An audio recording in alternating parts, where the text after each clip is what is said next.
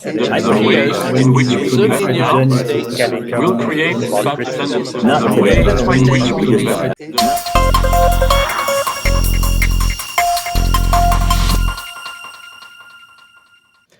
Today, we have the pleasure of speaking with Morten Stahl, a distinguished natural hydrogen investor, industry expert, and speaker. Morten is the founding partner of Natural Hydrogen Ventures. Over the past 5 years, Morten has focused on groundbreaking climate tech solutions with a keen interest in hydrogen infrastructure, renewable energy, and carbon capture. Since early 2022, natural hydrogen has been his primary focus. Morten, welcome. Thank you very much for having me. Where comes from this passion for natural hydrogen? Well, it's something that, like everyone else, I can't say that it has been there my whole life because we didn't really know it existed. But it's from my interest in investing to save the climate, basically.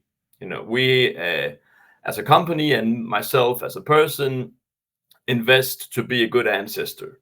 And that means investing to make a profit for your direct descendants, but also making this profit by doing something good for the world, for the climate in this case. And always investing like this and doing deep research 2 years ago, I stumbled across naturally occurring hydrogen, natural hydrogen, and it truly has the potential to be a game changer because it's hydrogen, and hydrogen of any kind has a lot of things we can use it for, but it has to be cheap, and it of course has to be zero or low emission, and this is what natural hydrogen offer the potential to be as cheap as fossil fuels, which makes it the game changer that we're looking for when we're looking for profit and for impact. Can you explain how we can find and produce natural hydrogen? Certainly.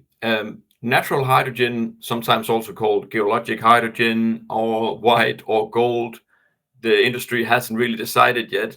But essentially, the very big difference from this type of hydrogen and all the other types is that this does not have to be produced by us, by humans. It's created in the subsurface by a range of different processes, actually. But the main reaction seems to be reaction between water and iron-rich rocks in the subsurface. Basically, the iron strips out the oxygen from the water and freeing the hydrogen.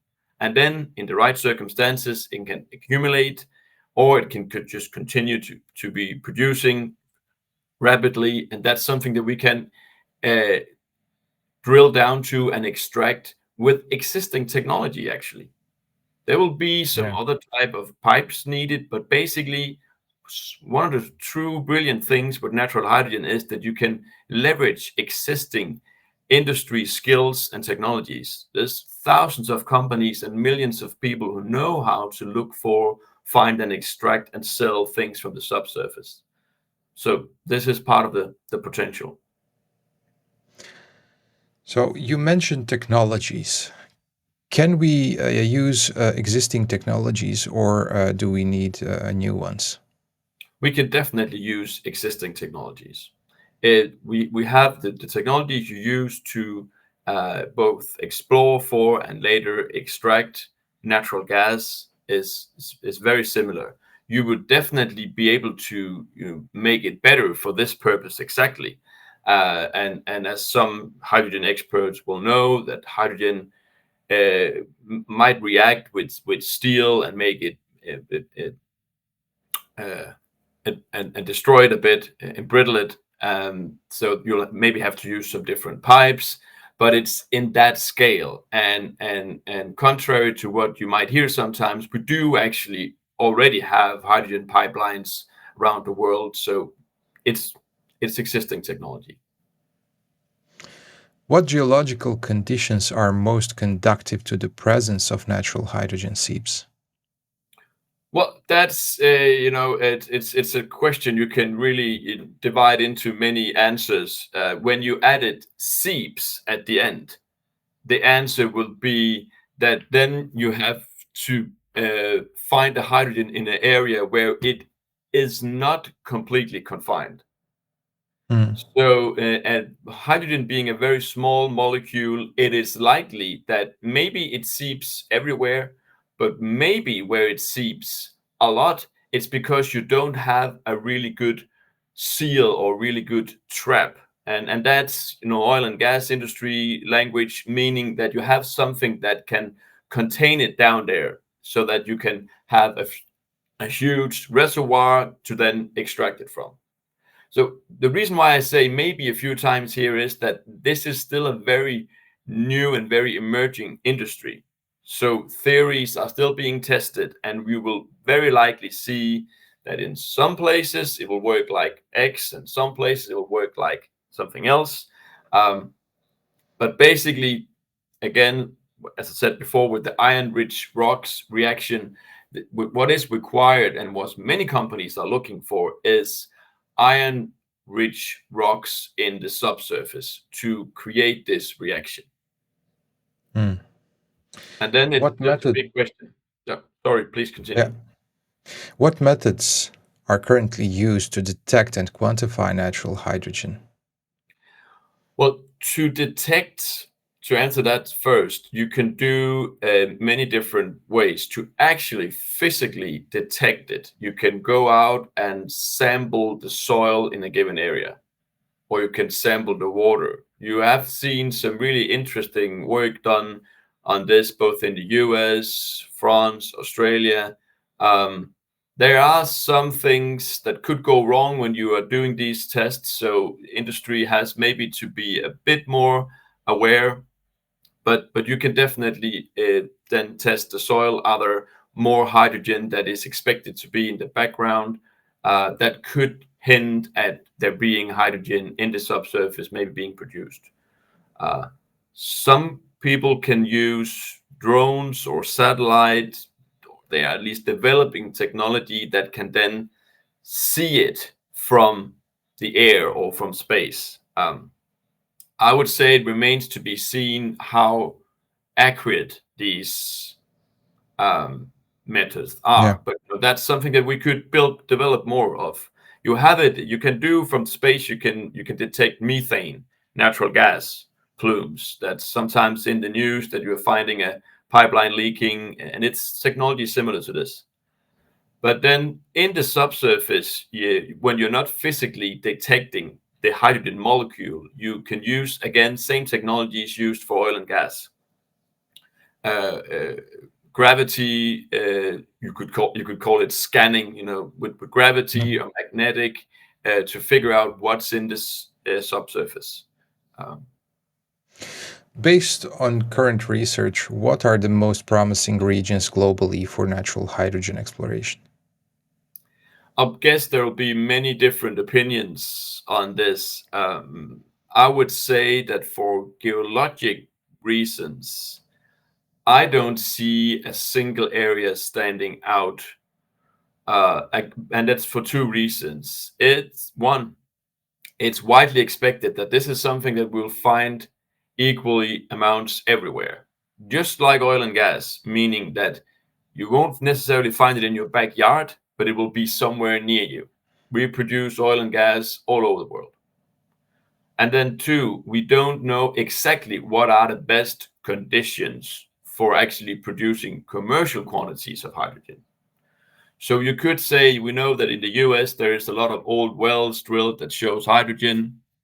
So maybe that's a good place, or maybe it's not. I personally believe that since natural hydrogen occurs in rocks that are generally not explored for oil and gas, we will find bigger natural hydrogen discoveries in areas where we have no accidental discoveries, basically because we had no need to explore for oil and gas in these rocks, and so we didn't find anything by accident. Um, but on the accidental discoveries, you will find maps out there showing that there's a lot of hydrogen discovered by accident in Russia and the old Eastern Bloc, and that's just because they were better at sampling it. They tested more than other drillers did, so that's why you could look at these maps and think, "Oh my God, Russia and Ukraine have everything," but it's not the case. It's just because they actually looked for it.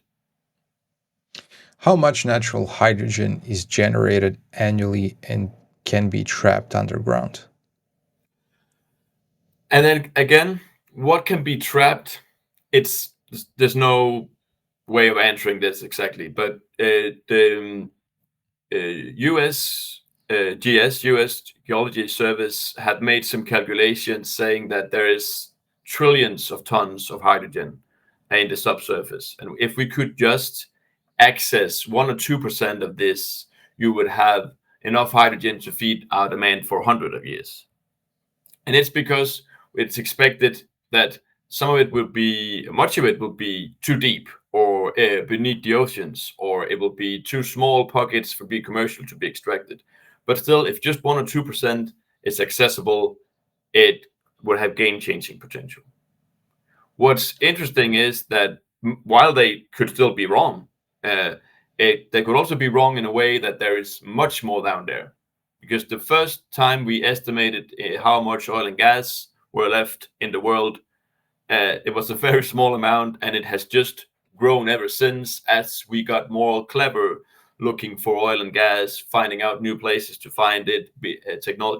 Technology made it possible for us to go deeper. So that's still possible, I would say.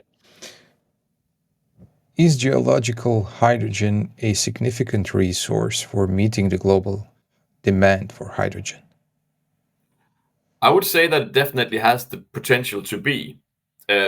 Like any type of hydrogen, it's the transportation is problematic because it has a low volumetric energy density. It means that if you want to move the same amount of energy, you need many more trucks than if you just fill one truck up with, let's say, diesel or crude oil.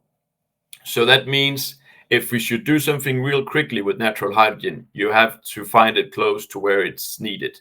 You should find it near big ammonia plants.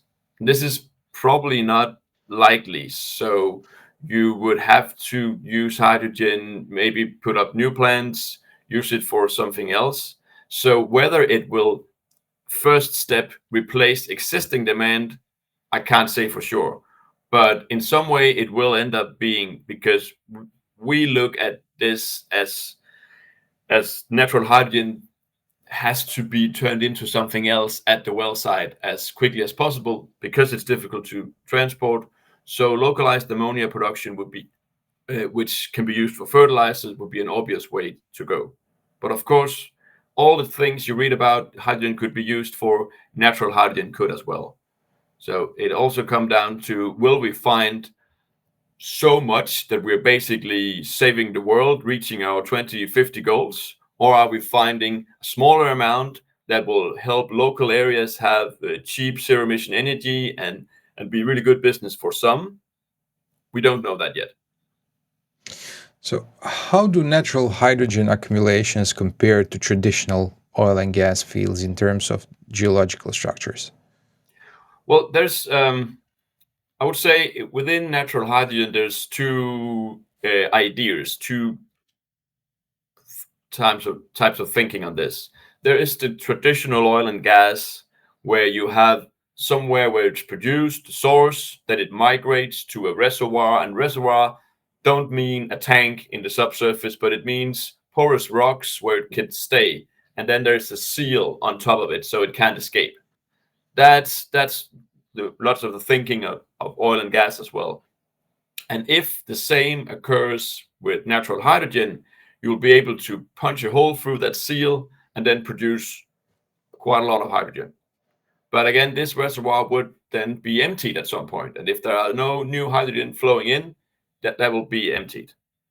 And then there's the other thinking, is that you could drill down to where the hydrogen is created, where the reaction between water and iron is happening continuously. And this could mean, if that's possible, then you might have a well that produces less, but it could potentially produce forever, basically. So that's two different. I expect that we'll find both. I've seen really good arguments and geologic data making it likely that you can actually commercially produce both. So we'll still stay in this context, but I have a one question that just bumped up. What advancements have been made in drilling and extracting natural hydrogen in these technologies?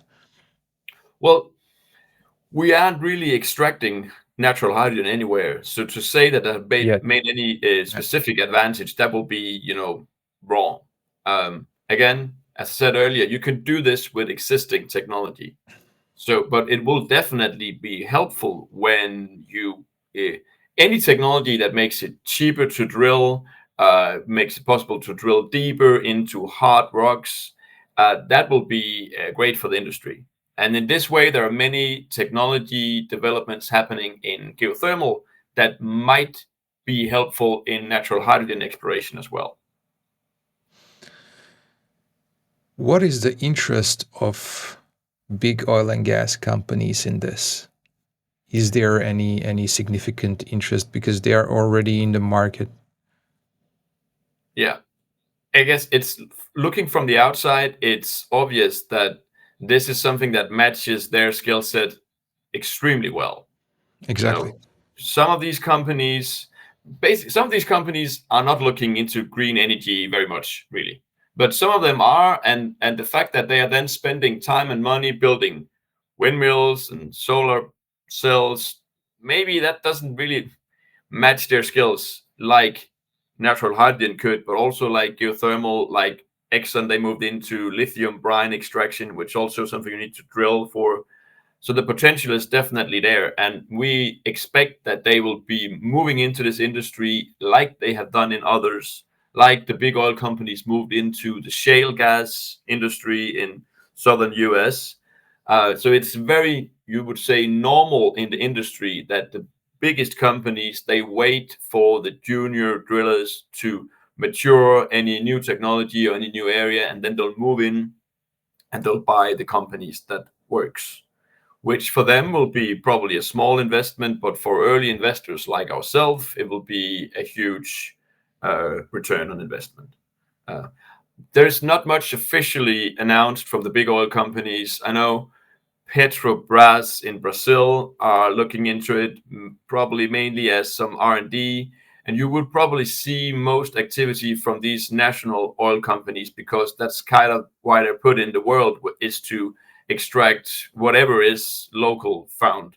But off the backstage, we know that I guess every big oil company are looking into this just to follow what's going on.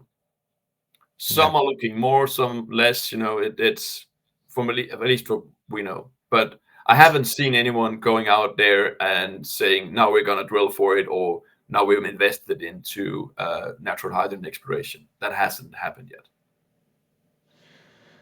And one would probably expect that they do already have some data on it because they have drilled for oil before, and maybe they have bumped up on hydrogen. Exactly, but I think this is where it gets. When I first heard about natural hydrogen, and I know when many people hear about this, it's so difficult to understand that an industry that have drilled so many holes in the ground haven't flagged this before. It just sounds too weird. But again and again, I speak with oil companies and with oil and gas geologists, and they tell the same story. First, some of them might say, "This is ridiculous. We've never seen it. It doesn't exist." And then they go back and look into their own data, and they come back saying, "Oh, actually, we did now look for it, and it's there." But it's just something that we didn't pay any attention to because we were looking for oil and gas. It's very recently that we, as a society, want energy that doesn't emit carbon. So this is only now we're really looking into it. What happens to pressure and concentration of hydrogen in the reservoirs when it's produced over time? Well, as with everything, the deeper you go, the more pressure there is. So as closer to the surface, you will have less pressure. And that has an effect when you drill shallow wells. If you drill a well, there's a kilometer deep or a bit more. Remember, that is what Gold Hydrogen, that is drilling in Australia, that's what they're doing. And then, all else being equal, my understanding would be that shallow wells would have lower pressure, but they will be cheaper to drill. But if you could go deeper, it'll be more expensive to drill, but you'll have higher pressure, and that could mean a higher flow of gas to the surface, basically a higher production rate. You mentioned a little bit, but what are the key challenges in storing and transporting natural hydrogen from extraction sites?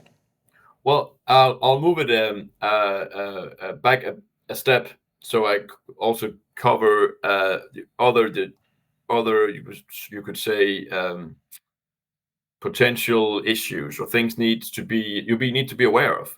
The first thing on natural hydrogen is that separation of the hydrogen from the other gases that it might be flowing with, it's very likely to be the biggest cost driver, meaning that any advances in separation technologies would be very welcome. But then again, there's a lot of big industrial gas companies who know how to do this, so it can be done. It can definitely be done. It's just a matter of what is the cost and what's the gas mix. Because if you're lucky, and some companies are especially looking for these areas, hydrogen flows only with nitrogen, which is something that we breathe in the air as well. You can just release that. But if you find a little bit of methane, then in France, they have rules, you have to inject it. And that has the effect that it also keeps the carbon intensity down of the natural hydrogen. But it's important to mention that you can always get to a very low carbon intensity. It's just a question of how much do you need to re-inject. But most wells found, when you're purposely looking for it, it's not expected to have much methane or other gases in. But it means a lot of things. And then you move into hydrogen transportation, and that's hydrogen handling. It's the same with any type of hydrogen, and it's just, since you need, I think it's 4 or 5 as many trucks to move the same amount of energy, you will not move it on a truck really, unless you are selling the hydrogen to someone who can pay a high price. So when we find enough of it, and that goes for anything, if you produce a lot of it, you can build pipelines. That works well with hydrogen. But until then, again, we imagine that smaller scale ammonia, methanol, maybe even sustainable aviation fuel near the well site will be what's needed to turn the hydrogen into something that is both transportable and sellable. Because it's important to remember that even if hydrogen could potentially be used for many things, they aren't ready to offtake it tomorrow. So if I find hydrogen where I live right now, I can't go sell it to the trucking companies because they haven't changed their trucks. Neither to the steel mill because they're not ready yet. And especially as a 10-year fund investor, we want something that moves quicker. But as a society, we also need to move quicker. So first, hydrogen, I definitely expect to be turned into something that has a market already. But yeah, please continue. I could talk forever, so I'll stop. No, I'm enjoying. So, and it's very interesting the perspective you have from the investor side. But let's leave that for the end. Now, what regulatory frameworks are being developed or adopted for natural hydrogen exploration and extraction? Well, it's not much yet, because since natural hydrogen wasn't thought to exist, nowhere in the world is hydrogen mentioned as a resource you can extract.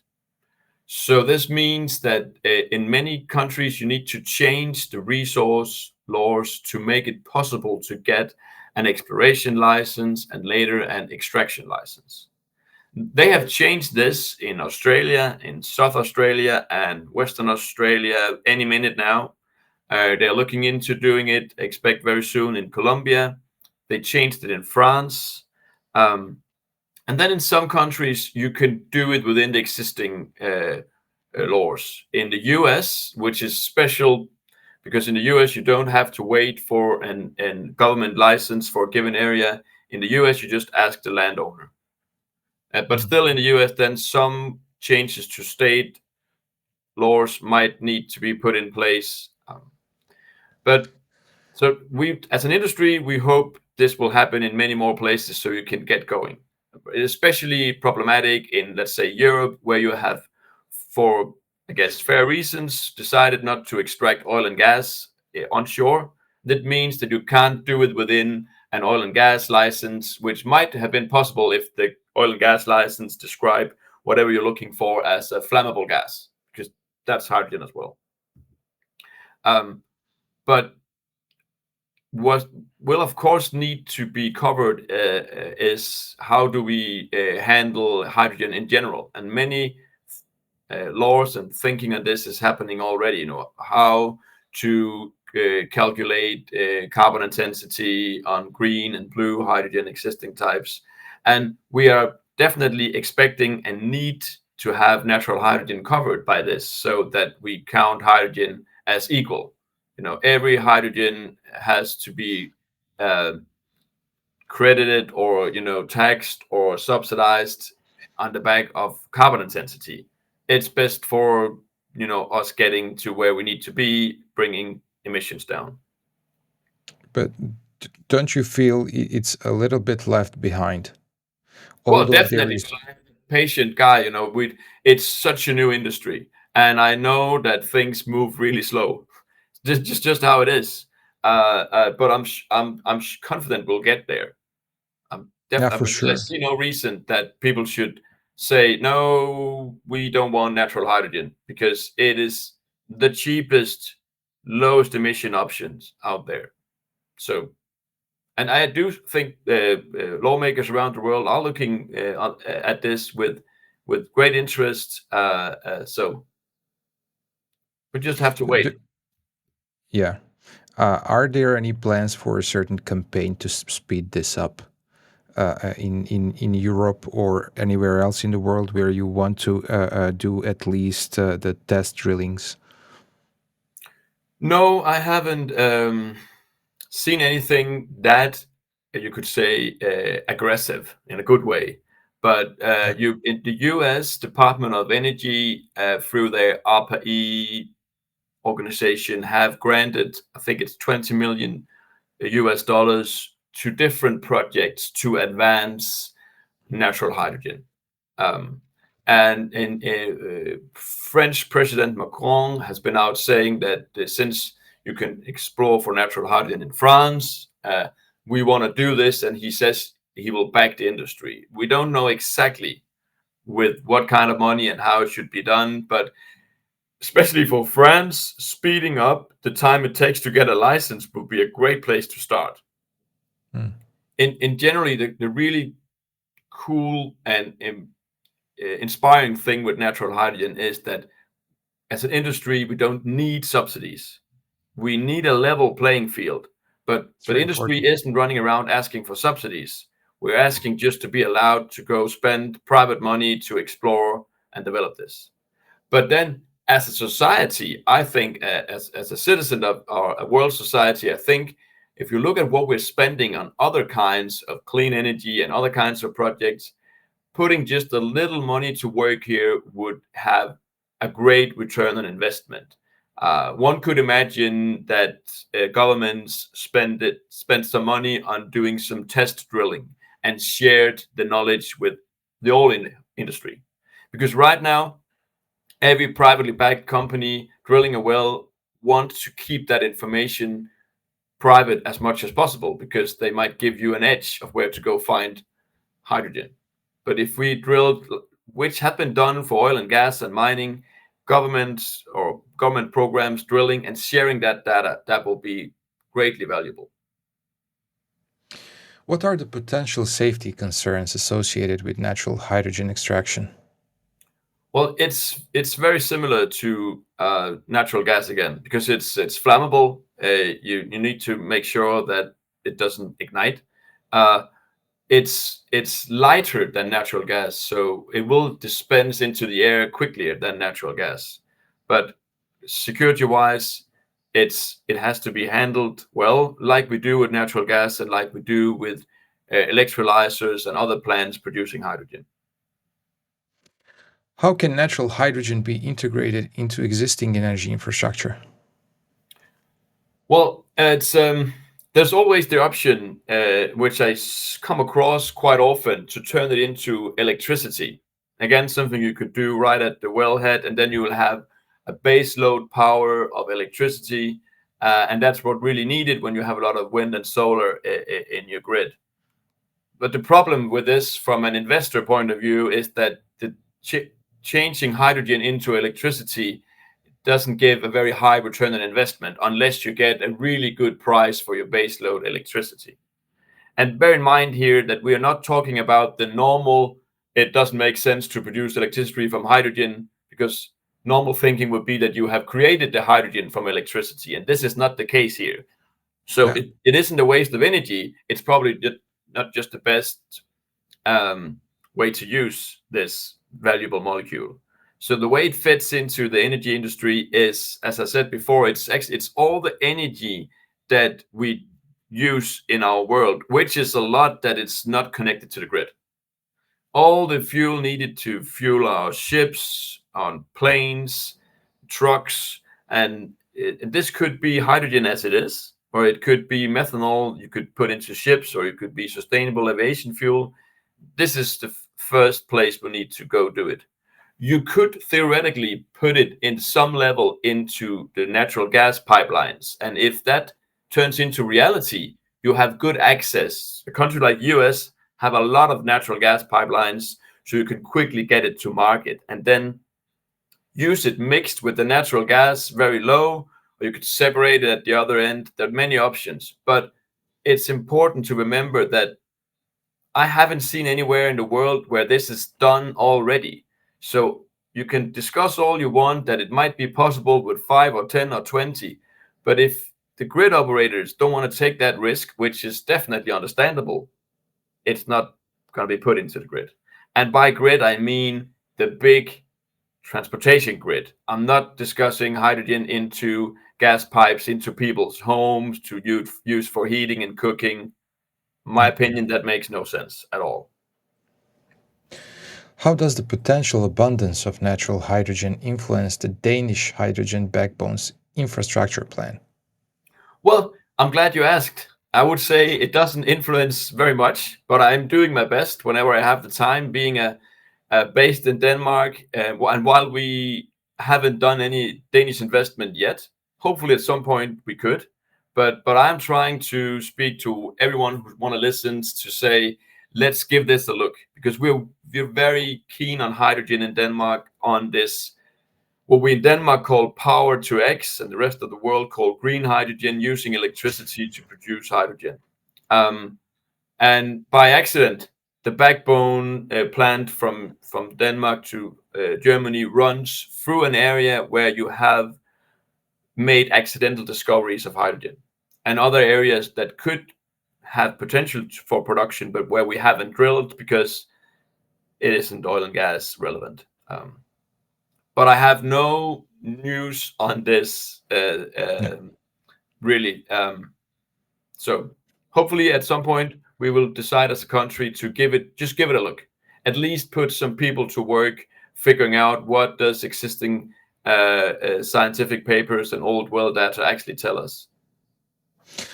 Could natural hydrogen reservoirs be utilized as storage, and how would this affect the need for other storage solutions? Well, it could definitely, but it's in a world where you have a lot of natural hydrogen, I would say that you're probably going to need less storage, because you would just turn down the flow from the well. So the way we look right now at storage of hydrogen, it's my understanding is that it's when you're producing a lot of wind power, you want to turn it into hydrogen, and then you will store it. And if you're doing this, that will of course still be relevant. And if you have a natural hydrogen field nearby that where there has room for more hydrogen, maybe you could use this. I remember Spanish company Helios Aragon having some plans in this regard, saying that they expect to have a really good reservoir and a really good seal. So besides producing the hydrogen from the reservoir, you could pump down green hydrogen and store it. So, from the perspective of investor, what are your expectations and hopes? well, as an investor, I hope, of course, that we as a company are right in hopefully we're spotting an industry just before it really takes off.